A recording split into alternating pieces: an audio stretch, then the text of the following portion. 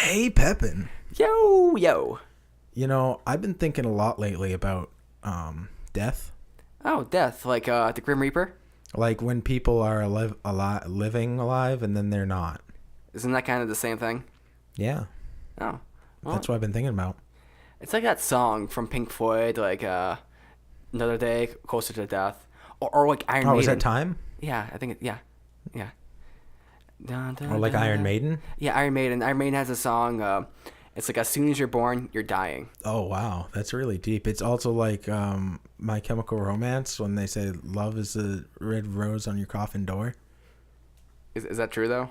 Yeah, absolutely. Love is like that. You know what? I think we just need to talk.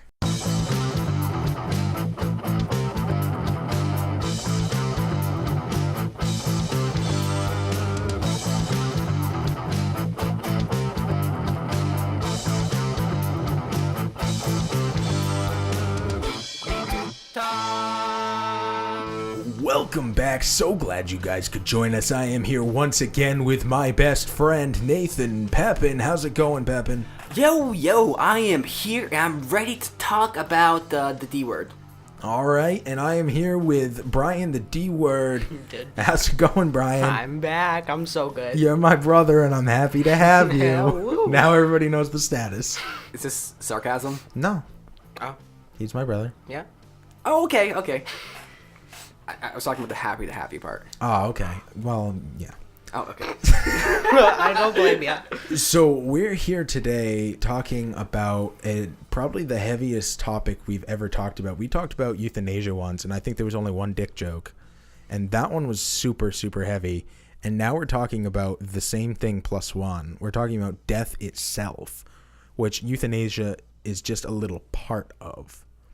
So, Nathan, Yes. what comes after death? What is that? What is the experience of the user post-mortem? There is no experience.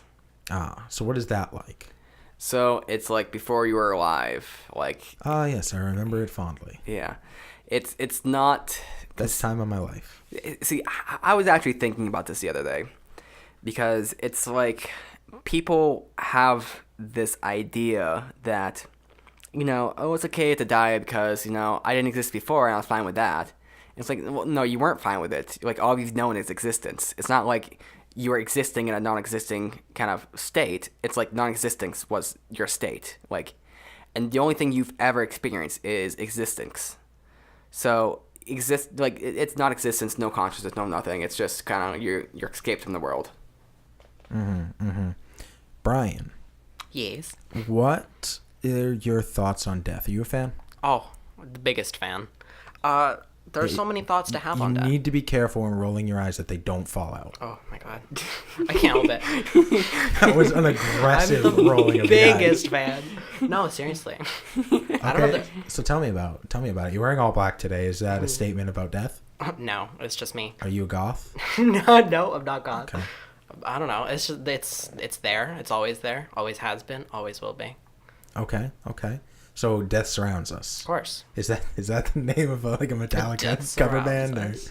trying this cover band game. surrounds us. Dun dun dun. Death is here. Dun dun dun. Oh, we just wrote a hit song. That's like number one on the rock charts. Gotta get into the studio. All right, let's get the instruments passed around. Let's write this song right now. Bang out a tune. So death. Steve, what is your thoughts about death? It's shitty. I think it's incomprehensible. Completely impossible to even consider, and I think it's impossible to really wrap your head around the fact that we're mortal and that we will die. Like you can think you are like you get it and you're good and you're living that way, but like are you? I would argue that it's near impossible, if not impossible, to actually come to terms with your own mortality.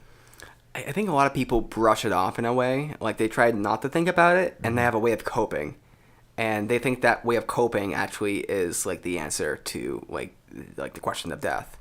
Like, I know I'm gonna die. I've accepted my death. Blah blah blah blah. And it's like, I think you haven't accepted it, or I don't think you're really understanding it. I mean, maybe they are in some ways, but I think it's like, I don't know. I think it's their way of coping with the inability to kind of understand it. I think it's also like it's similar to like the universe in a way, because the fucking universe is huge. Like, it's unfathomable how far it is from here to the moon, and from here to the sun, and from the sun to another galaxy.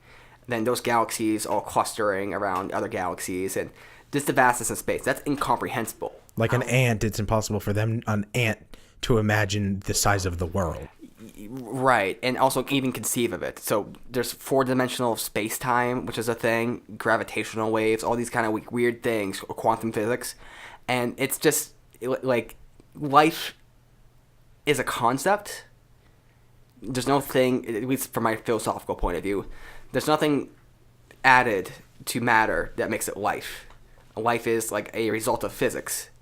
Now that life can have like an effect onto the world through various mechanisms such as cognition, like we're able to do, but it's like the universe does not see life or death as being things. It's just matter. It's just stuff. I think that's a controversial statement to make, that there's nothing added to a being that makes it alive versus dead, and it's all physics.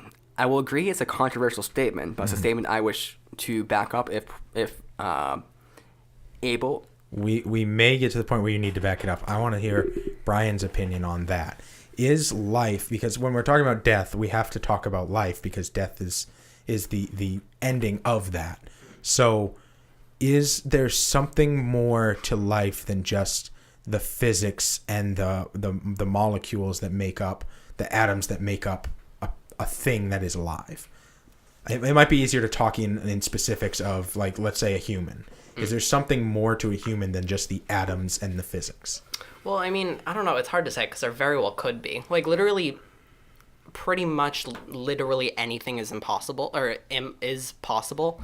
So it's difficult to say one thing is definite and Nate, one thing he's is stealing your title. Wishy-washy. Well, I just mean, like, literally, like... You're making a good point. I always think about it as, I firmly do not believe in a God.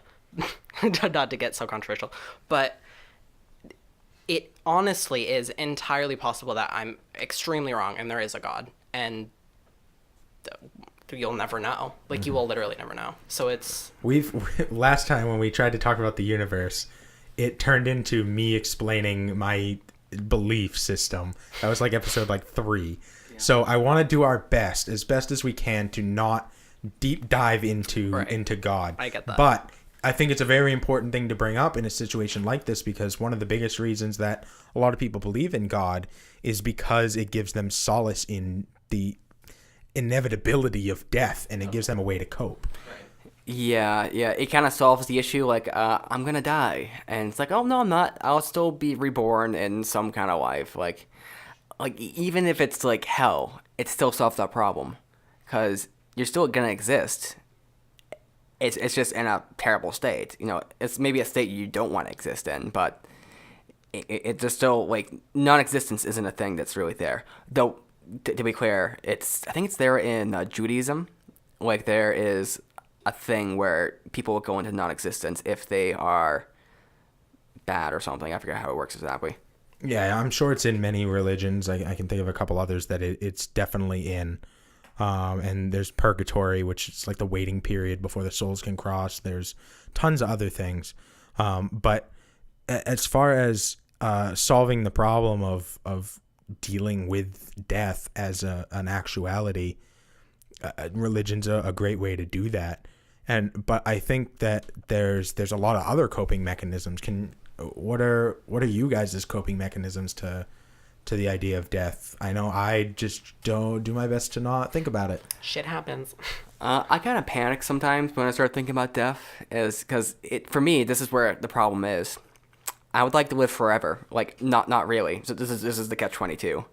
So let's say that the problem to death is to live forever. Well, forever is a long time. I mean, it's like a million years. Let's say 200 years. That's a lot. 300 years. That's a lot. 1,000 years. That's a lot. 1 million. That's a lot. a billion, trillion Nate, goes it's, on. It's not going to get any less if it's a lot at 100. That's a lot. It's still going to be a lot, I A promise. zillion? That's a lot. I understand your point. Go on. So it's like, okay, so the solution to that is to just live forever. No, it's not, because I would not want to live forever. No one wants to live forever. I don't know. So that's not the solution there. The solution is obviously not to die sooner, because that's also terrible. So there's no real solution to the problem. I mean, that's just gonna suck. I suppose the only answer that could be given would be dying when I choose. So maybe I get to a couple thousand years. Let's say hypothetically, I don't know what the fuel figure would be. Let's say hypothetically a couple thousand years. I'm like, non-existing sounds good now. I can just like peace out. I mean, maybe that's it. That's the only solution I can find to the conundrum, because the conundrum is, I mean, it sucks to be like contemplate non-existence, but it's like non-existence versus existence forever. I mean, that's also horrifying, and it's just no easy solution there. It's intense. Absolutely. So I don't really cope very well. Some people like tell me, like we were talking about earlier, like it's just like you were like before you were born. And it's like, I don't know what it was like before I was born. That's not something, I've only experienced what I've experienced. Well, what it was like before you were born, I think that's their point. Like, you don't know what it was like before you were born. It was nothingness because you didn't exist yet. So it's that. It's not existing yet. Yeah, but that's not an experience I had. That's not built into my experience. Exactly. And that's the point. But they're saying that as if it's like some sort of comforting thing. It's not. I mean, not for me. Oh no, maybe for those who are saying it, like maybe it is comforting to some people. Yeah. I think it's the closest you can come to imagining what it's like, because you can't imagine what it was like before you were born. You can't imagine what it will be like when you have died. So it's like this other impossible to imagine thing. Mm-hmm. It's like the female orgasm. Just like it. I mean, females can actually have two kinds of orgasms. They can have a vaginal or a clitoris, like a clitoral orgasm. Ooh. What about the anal orgasm? So that is often a vaginal orgasm, because it's, I mean, it can be clitoral too, because sometimes, like, let's say they're getting fucked from behind, it sometimes stimulates the G-spot a bit from inside the anal cavity, but then sometimes people just have like a little tight, like a vagina, and it kind of pulls on the clit in a kind of way that actually gets them off. Oh. Well, now we know. Love that. All the different types of orgasms that women have. That does actually lead to an awkward segue here. Okay. Because as far as like coping mechanisms, there is media and art, which is a big coping mechanism that people experience it a lot. It's like, I think it's one reason why we watch a lot of like things with death. I watched a lot of things with death, like Game of Thrones and different titles. And it adds some realism in there, and it kind of like gets you kind of thinking about those things and contemplating. But a major theme in movies I didn't pick up on, but it's like everywhere, is there is some sort of like disaster. It's always something like bad happens and people start dying, and then love interest A, love interest B, or let's say just two people, they don't seem like they're likely couples. They probably shouldn't be couples. They're fighting and stuff, but they end up getting together during the movie and fucking, and then having a child. And, towards the end, it's always revealed, oh, the wife's pregnant, or the girl's pregnant, blah, blah, blah, blah. Life and death. Or right when they get to Herschel's farm. Yeah. But it's like a meta kind of story there, a meta narrative, that the message is, in the face of death, that you should kind of reproduce. And that's I think that hits people on like an instinctual level, where it's not even like a blatant thing. I don't think it's people being conscious when they're writing that. So like Jurassic Park was like that. How many people do you think, if you asked a group of 100 people, what would you do if you had 5 minutes left, if the world had 5 minutes left to exist? How many of them do you think would say have sex with the person nearest to me? I would. I'd say it'd probably be like 90+%. Probably. I don't know. And I think that's I think that's an instinctual thing. Yeah, that happened in Hawaii. There was a siren that went off that meant that a nuclear bomb was going to hit Hawaii, and the spike on Pornhub was like astronomical. Pornhub reported that like almost the entire island was on Pornhub. Wanna die busting a nut? So pretty much the instinct of a human, of a living thing when faced with death, is to try and create life as so that there's as much of a chance of forward life as possible to help continue the meme of humans. The meme of humans. That's so true. I saw this picture on Twitter a while ago of it's like a mummified corpse from Pompeii, and it was of a guy like what looks like he was beaten off before he died, and it just further cements that's Cements that? that? Literally cements it. Mummifies it. Mummifies that thought. Mummified, beaten. There's actually a weird thing with that too. So you guys heard about what's it called? Let's call it the death reflex. I forget what it's called. But when you die, you often jizz. Like you often defecate, but you also often jizz. I've never heard that. I know the defecation thing. Yeah, I've heard your bowels releasing because your entire body goes weak. Do you feel euphoria before you die? Is that why you ejaculate? People will get erections and stuff, and there's an evolutionary scientist. His name is Brett Weinstein. He's on the Joe Rogan show, and he was kind of talking about a hypothesis about that. So the idea is, let's say that there's like two tribes way back in the day, and let's say that Tribe A attacks Tribe B, but in Tribe B, let's say John and Susie are having sex, and let's say they come in and they kill John like right on the spot before he has a chance to get out of her or anything. That might trigger the response to ejaculate, and then it might get Susie pregnant, and then Susie will have John's child at some later point. And the idea is not that it's like advantageous, but it's been advantageous to some degree with people dying and ejaculating, that it's impregnated some women, which has passed along that trait to be successful. I don't know. I feel like it would have more of a biological function than that. Like how you would release your bowels because you don't have the tension anymore in your muscles to be able to hold them in. That it would be something more similar to that. I feel like I don't know. I'm no science major. At least with the ejaculation, so it could have started as something which was accidental in that kind of way. But then since let's say it's the first couple times it happened, it was accidental, where someone died during copulation and they ejaculated at the same time. When that happens over time, it makes it more prone to happen again. So maybe it's not designed for that purpose particularly, but there's nothing weeding it out. And maybe there's something enhancing it slightly, and then it becomes a thing, because that is a weird thing. I'm not sure about the bowels though. It's definitely like just relaxing, I guess. But maybe it's the same way to like ejaculation, but there's nothing stopping it. One thing that scares me about death, I mean, somewhat related to that, is evolution does not. I mean, I have to check here. Brian, are you an evolution believer person? Yeah. Okay. Yeah. It's a thing. And Steve knows my views about evolution, and I'm aware of Steve's views. And evolution does not program for like nice deaths. Like there's nothing that makes you die early. I mean, besides. Wait, what? If you're suffering, if let's say you are suffering, right, and you're gonna have like a painful death. What about shock? Shock is a way to keep you alive.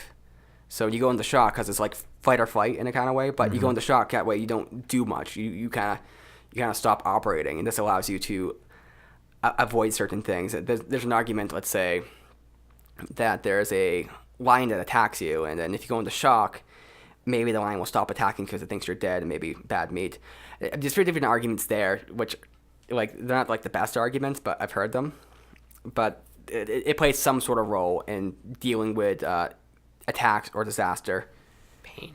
In pain. I thought you can die from experiencing too much pain. Yeah. You can, but there's nothing. It's not like that was programmed. It's not like you are dying because you're experiencing. It's not like your body says, if I experience too much pain, I'm gonna kill myself. It's more like your body goes through too much pain and stress that it kills. It dies. It's kind of like, it's not like it's injecting. So you want a self-destruct button? Kinda, not really, but it's like reminded So of sad. medieval times where like Vlad the Impaler was very much into impaling, and he would impale people in ways they would stay alive for 3 or 4 days, just slowly dying. There's nothing that will make you die if there's nothing forcing you to die. Nate, are you concerned about Dracula? I'm a little bit concerned, to be honest. I mean, he hides out sometimes as a bat. He's out there. You know that's what Dracula's based on, right? Vlad the Impaler. Yes. Okay. Yeah. He got that moniker, and I kind of love some of the stuff which like ties that in. There's like some anime called Hellsing which does that. He's like his name is Alucard, which is Dracula backwards. Yeah, that's an old one. And that what usually was Dracula's son. Yeah. Was Alucard. And I'm not sure if there's like some sort of mythology with that. It's Japanese, but Alucard has all these different personalities. When he bites someone's blood, he absorbs their soul or something. And he also has like a Dracula inside of him, and the Dracula is like the original like person, and he's like, or they call him Vlad, I think, but you know, it's pretty weird. But it's Yeah, pretty that's cool. anime. Anime for you. I love anime. Hey, if you like this content, check out our friends at GNA Podcast. Find them in the description or on Facebook at GNA Podcast. You'll love them as much as we do. Yeah, I wish it was like Dragon Ball Z, where if you die, you can just gather the Dragon Balls and wish them back to life. How many fucking times did Goku die? Like, he had to die in order to save the world. Yeah, no, I don't know. It's like the Boo saga. He came back from the dead to fight Boo, and that wasn't needed. The Boo saga was amazing. I love the Boo saga. It went on for too long. I just like Boo. And how he was like this big fat thing. And Yeah, then is he he that wasn't. big pink fuck? Yeah. I don't watch Dragon Ball Z, but I know who it is. Yeah, everyone knows Boo. Boo. Nate prefers the Frieza saga. Actually, I think my favorite saga is the Cell saga. Yeah, so. And there's like certain like elements of life and death with that as well, with androids and what it means to be a human and so on and so forth. Yeah, like what it means to be alive. Yeah. So, at what point is a robot alive? When it can, when it can feel and express genuine human emotion. And what does that mean? Yeah. When it advances so far that it can literally like feel and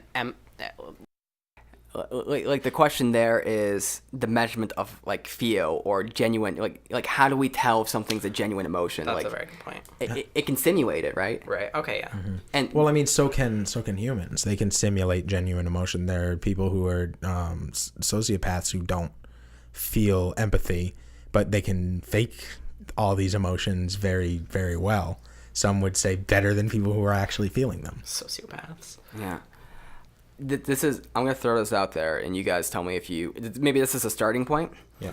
So let's say that there is a program made, let's say there's a super fancy computer, and what it does is it scans somebody's brain, maybe like their whole brain, or maybe like everything that would be needed to simulate the person's brain in real time. And they scan the brain, they do the simulation, and that simulation is running. You know, and let's say, just for hypothetical reasons, it's accurate. It works. I don't understand. What do you mean by they do the simulation? So they have like a layout of all the neurons, Yeah. and they can put inputs into it, say like the vision and stuff. Yeah. And they are running essentially. It's a digital version of the brain, just running in real time, just like our brain would be running. Okay, so it's mirroring the electrochemical components of the brain. Then any sort of input that would be on a real person, it mirrors the same input on the program. Yes. So essentially, A digital brain. Yeah, digital brain. Essentially, you could just imagine like it being in a chip, let's say, and let's say they connect that chip up to like say some sort of robot type looking thing, I don't know what we call it, android. Yeah. But something mechanical, so they have eyes and all the normal stuff they can walk around in real life, then get vision from vision, sight, all of the senses. So, to me, that if that thing was literally simulating a brain, and it had access to stimuli and was kind of acting ordinary in that kind of way, that would be an example of a conscious, say, artificial or say digital technology, which is conscious, capable of feeling emotion, thoughts, reason, all that sort of stuff. Because it is no different than a brain. It's just a different mechanism of acting. Would there be disagreement or agreement with that? I disagree. Brian? I mean, I don't know. I guess it kind of goes into what I was saying, I guess, a bit about them feeling things. I don't know. Yeah, because it's essentially taking your brain, everything that would be involved in you, And putting it into a machine. and yeah, so it's not, it's all digital components. It's like a central processor, RAM, and stuff like that, but it's doing all the same processes and doing everything which your brain would be doing. Like it's imagine like a 3D model being like kind of done, and it's kind of figuring out how your neurons would fire, all the little chemicals and stuff that would be released, what's going into your body, coming out, and so it does all that kind of stuff and simulates it.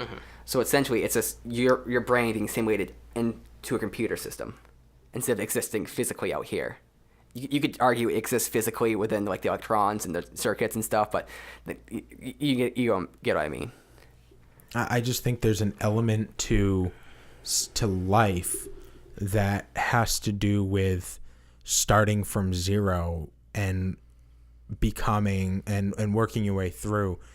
All you're doing is making a copy of real life. You're making a copy of something that has had time to mature and become a thing that it's not the same because it's not genuine. It was created. It wasn't born.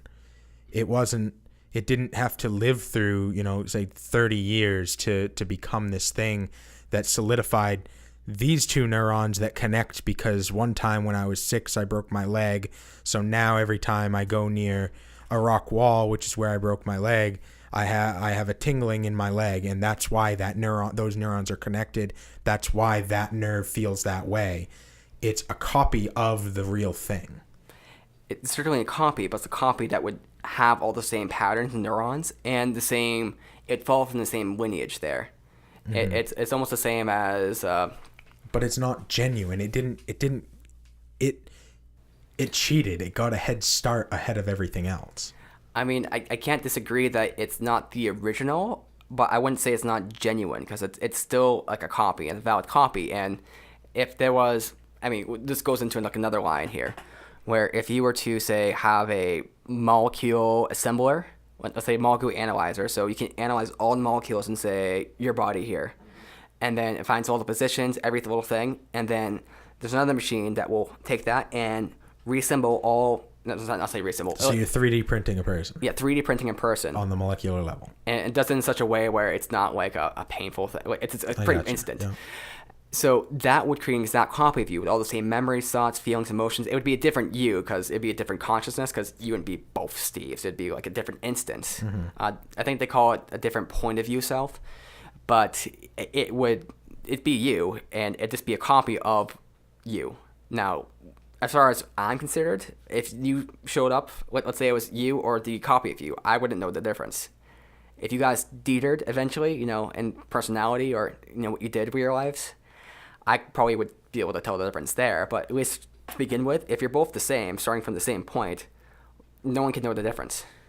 I don't think that is the same type of life.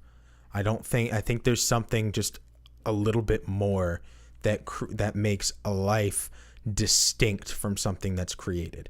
I think something being born and something being created are very different things. Brian, would you agree with that distinction, or would there be something else to add to that? No, I actually do agree with that distinction. It makes the most sense, because, like he said, like we brought up, it's not a genuine. It's just putting it into something. So this is just an area of disagreement with us then, which is completely fine. Because from my point of view, it's like there is matter, and matter has no exact. It's like we divide matter up in our minds through our perceptual models. So we like there's nothing necessarily that separates this pizza box from just a pizza box right here, by the way. It's this pizza box from anything else besides how we perceive it, and it's our perceptual kind of models which kind of show some delineation. I mean, there's some good, say, physical reasons why we see this as separate, because it acts in a way which is separate from, say, the air in the environment and the table it's sitting on and everything else. So there's good perceptual models and reasons for that, why we have that perceptual, say, sense. But the idea that, for me, that's on a physical level, that physics would differentiate between one physical system, which is identically the same from another, like there's nothing like additive there. It's something that we are adding to via our perception and cognition. I want to 100% logically agree with you, but my heart can't follow that. Oh, man. But Steve, I need your heart. Needs I want your heart. But that's it. It makes logical sense. And what you're saying, like, I want to agree because I think you're right on a pragmatic level. But there's something in my heart, in my mind, that won't 100% agree. I just think that there is something that I can't quite explain properly that I can feel that is just makes the distinction just a little bit different, to the point where just those two words, born and created, are completely different beings. For me, there's no necessary distinction in my mind, but that's just how my brain works. I will add a little caveat here, not really exactly connected to that, but a lot of people who take kind of similar position to me on these matters, they're also very much in the realm of hard determinists. So that, in the sense of there's no such thing as free will. Mm-hmm. I think that more of what's called a compatibilist, and meaning that things are kind of deterministic in a way, but also that kind of our own cognition and reasoning and something through the evolutionary process has given us what we can kind of ascribe to being free will, and that like it's not like everything, for me, it's not everything's predetermined necessarily, or in the sense that it is your mode of being and your thoughts and actions and what you precognate, let's say, I don't know, I'm trying to make up words, but what you think has an effect on the world. It's not just like you in it's not just a vacuum around you causing all your actions to occur. Mm-hmm. So I'll have that little caveat there. I'm not a super hard determinist in that sense. I have an easier time getting in the headspace of super hard determinists where everything is going to happen the way it's going to happen, and realistically you have no free will over what we were talking about earlier. And that doesn't make sense, but it does. I think that if I'm going to believe in free will, then there's a difference between something that's a copy of me and me in a higher way than I can even explain. But the only way I can not believe that is if I believe that there is no such thing as free will and everything is 100% gravity and physics forces working on physical molecules. And if that's the case, then all we are is a reaction on a physics level, and we have no actual free will. Yeah, that's the argument. Those are the two branches I tend to stray away from. I want to believe free will, so that's what I believe. Yeah, well, there's three branches, really. There's the one that try to say, which is the one that I'm more ascribed to, is the things are deterministic, but it doesn't mean that you don't have a sense of free will. And there might be levels of freedom, but those freedom, like your acting within existence, is confined by physics. And at least, just a little quick argument here, and then I'll get Brian's take on free will. I think that concepts, perception, and cognition, they are kind of additive features in reality, such that not necessarily that they can change physical reality. Like your thoughts aren't going to make things which are physically impossible happen, but it opens up a realm of possibilities, of different hypothetical possibilities, which I don't think is something which had existed in the physical world prior. Now, people, You're in a hallway with 50 doors, and which door you choose determines which doors you get to choose in the future. yeah, we could say an infinite amount of doors to some degree. I mean, there's a finite level of thing. But the point remains. Yeah, exactly that. And I'd also argue that free will exists over time and not at any instantaneous moment, and especially over time, because like there's the idea of, let's say that someone like punches you, and you kind of like instantly just kind of like dodge, or you punch them back or something.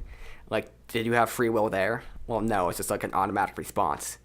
But that's looking at it on like a very, very quick scale, and that's not really your cognition or reason or perceptual ability. I mean, you could say perceptual ability, but it's not really your cognition kind of interacting at that point. It's just base reflexes. But if you look over at a person, say over the course of a couple of years or their whole life, you can see their cognition, say their free will, kind of acting upon that, or maybe you can see them just falling into their habits and in their ways, and maybe not having free will and being constrained by that.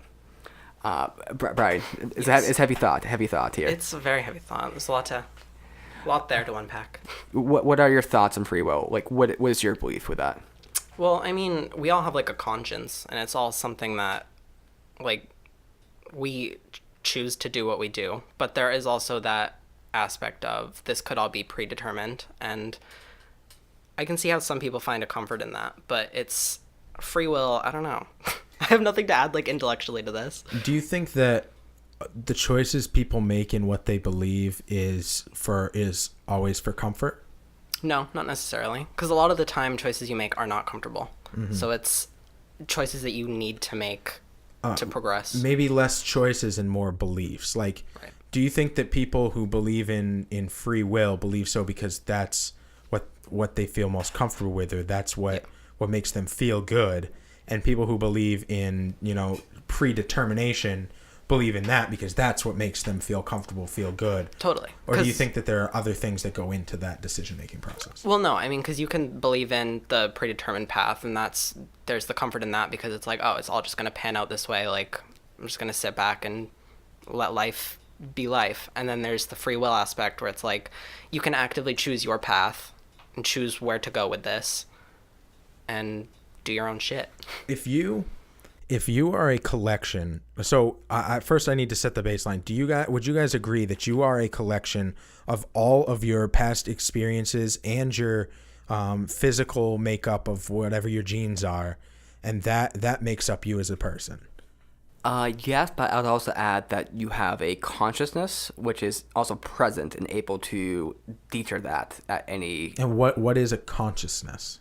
So it's you could describe it as like the electrical impulses happening right now, which come to some sort of decision, and that might deter from your present actions and past. And so you might make a decision which may not have been determined from the past, and that's where I think the free will aspect comes in. Anything that currently exists has to have come from the past to get to where it's at. So if you were able to stop time at any given moment, what you as a physical makeup, what you as a being would be all past experiences and everything that's going on in your brain and whatever genes you're given. So your consciousness would be frozen in place, maybe halfway through connecting neurons, but it would be frozen in place and would be a makeup of everything that happened before. So this is where it gets complicated here, because your consciousness, this is like my own kind of take on it. Your consciousness does not exist at any given second, because consciousness is a concept that doesn't actually, it's a way of describing something, but there's nothing in your brain that's just like a conscious thing. Rather, it's something that's measured over time. To see if someone has some sort of is capable of making some choice or kind of making some kind of calculation, you have to look at that over a period of time. Say 1 second, 3 seconds, 5 seconds, a minute. It's not something which just exists. So you're saying consciousness is a measurement tool? It's a measurement. Everything is a measurement. It's a way of measuring something. So, and what you're measuring is, say, cognition. So in a similar way, if you do something with a calculator and you say add 5 times 262,000.551, right? So by the time you enter that calculation in and press the enter button, if you ask, you press the enter button, you can ask, where's that calculation? There's all these electrical wiring and firings going on. So where's the calculation? Well, the calculation is occurring. It's a process. And there's an end result, and the end result is, say, the result of that process. Mm-hmm. But there's no such thing as called a calculation. Calculation is what the process is. Mm-hmm. And the result of the process is consciousness. Mm-hmm. And consciousness is a multitude of calculations and mathematical things, and I'm going to argue that in this instance, consciousness is a fallacy, because the argument would be that everything that's happened to you before it makes up who you are and what decisions you will make in the future. It influences them heavily, and then outside stimuli plays a role in what decision you make. So we're talking past experiences, we're talking nature, your physical makeup as a being, and we're talking outside stimuli are what make up the determining factors on what decision you make. And those three things combined are what we're calling a consciousness that decides to make a decision. And that those things are not something that you yourself have a choice over. And therefore, you don't have a choice, because all of these things will always result. If we rerun the same tape over and over and over of you making a decision, you will always make the same decision. So there's given the same set of circumstances. So there's a lot there, and I add again that I am arguing that there's an evolutionary process which has created something which is a physical system. It's created a particular physical system which is capable of doing things which are not necessarily on the same path of the past actions and past behaviors, and does not violate physics. But in this main mechanism through which it's acting are concepts, and concepts are a added level of perception. And that, yes, it is true that if you had the same exact simulation, that there would be no difference. And this is kind of the point with the clone, that it would be the same exact consciousness, but does that mean that copy of the consciousness does not have a sense of cognition, perception, and, say, an ability to choose between a number of different actions during that actual moment of choosing. Now, if all the circumstances were the same, it would choose the same. Because otherwise, you'd be saying it's essentially a probability thing. Let's say with the 50-door analogy, let's say that we had 100 different simulations running of an individual who was in situation A, and let's say there's 50 different doors, and you have 100 people. Probably about 2 will choose each door. Let's say it works out that way statistically. Like that's not exactly free will there. Free will is the process of choosing to choose a door. It's the cognition and factors in there, and that gets into complicated kind of definitions. But my views on this are very technical, which I apologize for. I just don't agree, because I think that if you create an exact copy of somebody in one room over, and they're exactly identical rooms, and you tell them both to pick from a plate of 50 different, there's a French fry on each plate, and that the two of them, if they're exact mirror copies and the copy is created at the exact same moment, then those two are going to make the same exact decision, because they're facing the same exact circumstances with the same exact previous experiences. There's no way that there's no difference. It might as well be the same person just doing it might as well be one person doing the thing. Yeah. So there's no disagreement with there that the things that decision would be, say, predetermined, and there's no argument or there's no disagreement that things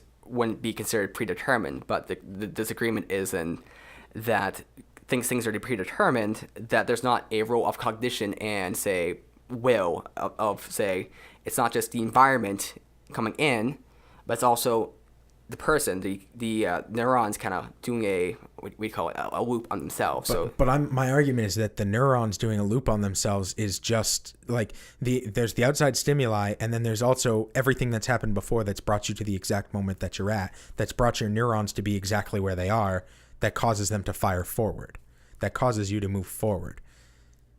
Yeah. And that all starts in a place that you don't have control over. Yeah. Before you have memory, you're doing these things. And then, so you don't have control, and then all of a sudden you get control, And at that point, you're already at a point where if you were a mirror of yourself, you would always make the same decisions. So if you would always make the same decisions in the same circumstances, then you never really had a choice in the first place. Well, That's what you were always going to do. so this is coming down to like a technical distinction. It always does, Nathan. I mean, because for me, I'm saying, I mean, you're making the argument that if there is only one, so this is what is like the one kind of path or one timeline. Mm-hmm. So if there's only one timeline, there's no choice within that timeline. Mm-hmm. And if there's no choice, so if there's only one single timeline, say for all existence, then there's no choice on that timeline. Right. Now, what I'm arguing is that, you could say in a sense that the timeline is being created as it kind of comes through. And even then, if it's not, it's still you can still talk about the compatibilist mindset or not mindset, the compatibilist kind of argument, because the question's not about what happens in that timeline and how it occurs, but also what was involved in certain things happening on the timeline. And this event occurring on this instance is a result of, say, cognition, of, say, what I would describe as free will. And I'm not going to be able to make the full case here, but there being a single timeline and things being determined does not contradict my point necessarily. And I wouldn't argue that people would have different reactions, and especially the French fry one. So we'd see divergence most likely over time. But the argument would be, especially with smaller actions, like, yes, it would be exactly the same, of course, because choosing a French fry is not really an action of free will or not. Divergence over time is what I'm arguing you're calling free will. So I'm not arguing that divergence over time is occurring, and rather I'm saying that divergence over time would occur if you have two clones kind of in that instance. I'm saying divergence over time is free will. That's what people consider free will. That's what some people consider free will, not my argument though. I don't know. I guess I don't understand your argument then, because I think that if there's one timeline, then even if it's being created as it goes, if you had a computer powerful enough to simulate it, you could pre-simulate what's going to happen. Mm-hmm. So if you can pre-simulate what's going to happen, then it's already happened in a way, because you know it's going to happen. But I don't know why that matters that things are predetermined, though. Because if it's predetermined, then you don't have a choice. So you're always going to make that choice, and if you're always going to make that choice, then there was no choice to begin with. So I don't quite exactly, because I'm not saying that if there's one timeline okay, I'll say there's no choice if that's like the appropriate nomenclature, but that to me that's not exactly free will. For me, free will is the measurement of, say, cognition and things which are happening. It's the ability to make, say, a choice which diverts from the predetermined. Not honestly predetermined, because I want to, I need more of a structure to actually lay this out, because the wording is very careful, because this is where there's actually a book written. I haven't read it, but I heard an interview with it, and the topic of free will is really hard to talk about, because our nomenclature and the way we speak about, say, freedom, will, predetermination, and all that sort of stuff it's very wrapped up in stuff. So it's very hard to talk about this without either being really, really technical and getting things confused. So this is somewhat we're experiencing here. Do all living things have free will? No, God no. I mean, you can even argue that people don't have free will. A lot of people, because a lot of people, they are, say, products of their environment. They don't do anything which will. They're essentially just biological functioning machines. Now, the measurement of free will would be something over time, most likely a long time, because that's where you'd measure, say, the effects of cognition, reason, rationality, of the ability to generate new ideas which were not in the pre-existing, say, possibilities. It's generating new possibilities from old ones. Now, you could say, ultimately, if you could simulate the whole universe and kind of go through, there'd be a single timeline, and all that would be included, which is true, but the measurement is, did that person have a thought, a cognition, something which was within them and self-directed, which created that? And to me, the answer is yes, and that is free will. It's a thinker. That makes a lot more sense explained that way. So free will would come from within yourself. and that is part of the aspect of what creates the decision. Yes, and you wouldn't be able to look at it at any instant because decisions are not an instantaneous thing. It's like the calculator example. So we are disagreeing about definitions. I mean, I think every disagreement we've ever had in our entire life, Nathan, is about definitions. I mean, we probably this is the whole argument of free will, though. This is the whole. I mean, it's not just us. This is like philosophers and everyone who talks about free will. It's a definitional argument. Mm-hmm. And ultimately, I read about one guy who said that free will doesn't exist because, kind of like you were saying, there's a single timeline, right? Mm-hmm. So either a single timeline, or there's a probabilistic timeline, right? So there is maybe 50 different timelines you could go through. Like, say there's 50 different decisions you can make, and so it's just a probability. Just flip up a coin, which one you go down, or there is infinite timelines. Right, in which case, is it really free will if it's, there's infinite use choosing which one? That's still just a flip of the coin. But exactly what I'm saying is it's not a probability matter. It's more of a matter of what makes up such a decision. We're going to put free will up on the We Need to Talk Studios board, and we're going to come back to this one. I want to know if free will existed and you could choose how you die, not in like a suicide type way, but like in the way you were talking about earlier, Nate, the ultimate, you get to live as long as you want, and then when you want to go, you get to choose how you die. How would you want to die? Probably injecting myself with something. I mean, at the end, something that's just heroin. Great pop. Great pop. I mean, I want to maintain my cognition on the way out. I mean, if it was something that was quick, that might be fine. I don't want to fade out because that's awkward. So I love an answer. Inject myself with something. Something vague. So something that kills you instantly. Yeah, kind of. And you're injected with it. Yeah, but I want to be aware I'm dying when I'm dying. I'm like, okay, this is death coming here now. So you want the experience of death, but you want it to be really fast and painless. Yeah, sure. I mean, I would be... And you want it to be in your blood. Yeah. I mean, let me put it this way. I would rather get into a car accident and have the lower half of me cut off than die in my sleep. What? I think you're the only person. So you bleed out, being completely bifurcated? But I would have to have some sort of cognition during that because I have to be okay. You'd be in so much pain you wouldn't even be able to conceive the pain. Okay, but let's say that I could, right? Okay, yeah. Okay, now you're in the most intense pain you've ever experienced in your life. I'd be I mean, it's like that scene in Private Ryan where the guy gets blown up and he's, I don't know. But I want to be able to look down and say spoilers, Nate. This is dying. I'm dying here. World War II spoilers. I don't want your organs. Don't tell me who won. I want to be surprised when I get to the end of World War II. The Nazis. I knew it. They weren't even around then. That Hitler. That damn Hitler. Such a kooky character. Actually, no. Private Ryan was World War II.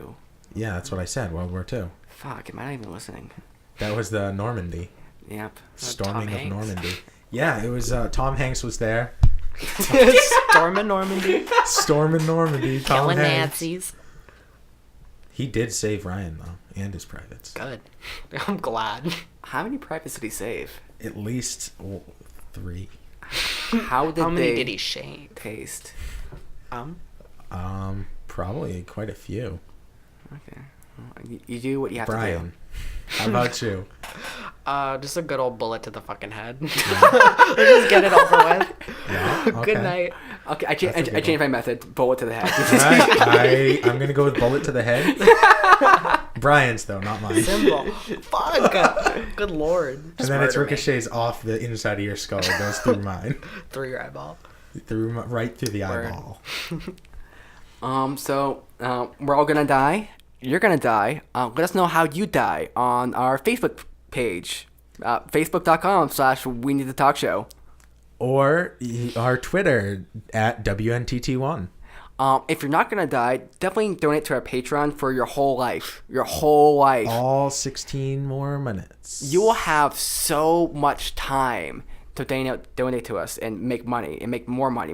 And we won't only be along for so long, but you will be around forever. and so will these recordings. So you can listen to them anytime, wherever you get your podcasts. I might suggest listennotes.com. It's a great way to find new podcasts or catch up with your favorites. You can pick and choose different and create your own manual playlist of, hey, maybe I want to listen to We Need to Talk, and then I want to listen to Shit Happens When You Party Naked after that, and then the Fish Nerds, all part of Podcast NH. Yeah, I was listening to one interesting one about like I don't know, something about some guy interviewing a chiropractor. Yeah.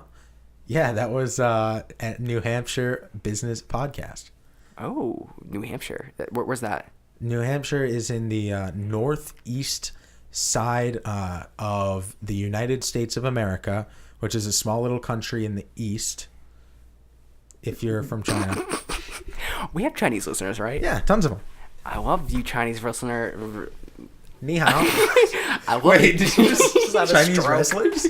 I said listeners, but I was just mumbling, and then we love you, Chinese listeners. Ni hao ma. Was that Japanese? Probably. Konnichiwa. Oh, thank you.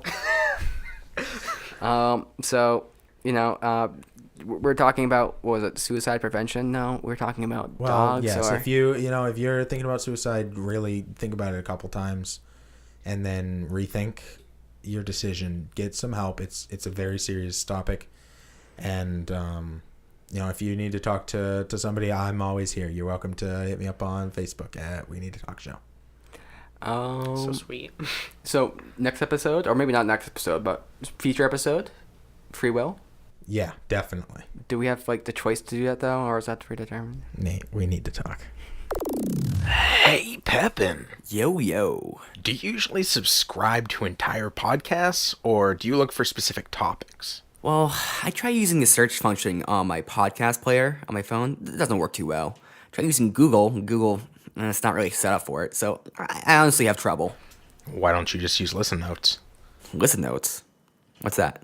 It's a search engine for podcasts that doesn't just search for the terms you're looking for in the title of the episode or the title of the podcast, but from inside the episode itself. Meaning if you're looking for a specific topic, you can find specific podcast episodes that are about that topic. That sounds a lot easier than spending the hours and hours I have just trying to find the exact right keywords to actually get it to bring up the episode. I mean, usually I just get like a million how to start your own podcast articles. It's really annoying. So that sounds a lot better. Exactly. When you're looking for something to listen to, just go to listennotes.com, type in a topic you're interested in, and you'll get instant gratification, useful results. That's listennotes.com. Check it out now. Last time on We Did the Talk, drugs, ferrets, and a loving heart. Help! And was that Toto, the bird, looking through the looking glass? Help! I'm Toto, the bird looking through the looking glass. Now, find out on this epic conclusion of We Need to Talk. This episode's title, Death.